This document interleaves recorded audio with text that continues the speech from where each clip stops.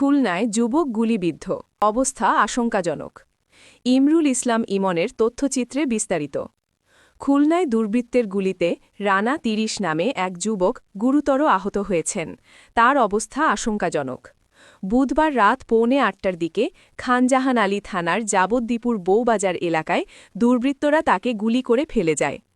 Police ঘটনাস্থল থেকে গুলিসহ একটি দেশি তৈরি শাটার গান উদ্ধার করে। বর্তমানে আহত যুবক খুলনা মেডিকেল কলেজ হাসপাতালে চিকিৎসাধীন রয়েছে। আহত যুবক আরংঘাটা থানাধীন তেলিগাতি এলাকার বাসিন্দা হোসেন গাজীর ছেলে।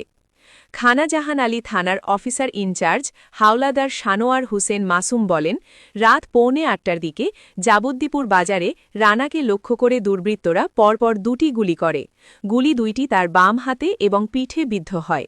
স্থানীয়রা তাকে উদ্ধার করে চিকিৎসার জন্য খুলনা মেডিকেল কলেজ হাসপাতালে নিয়ে যায়। তবে ঘটনাস্থল ত্যাগ করার সময় দুর্বৃত্তরা কার্তুজ সহ একটি দেশি তৈরি শাটার গান ফেলে যায়। পুলিশ ঘটনাস্থল থেকে সেটি উদ্ধার করেছে। ঘটনার পরপরই পুলিশ দুর্বৃত্তদের গ্রেপ্তারে পুলিশ অভিযান শুরু করেছে।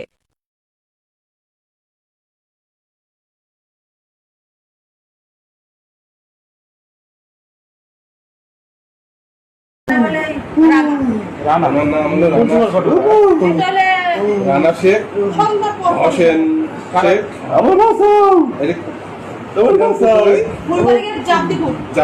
জাবদিপুর বউবাজার।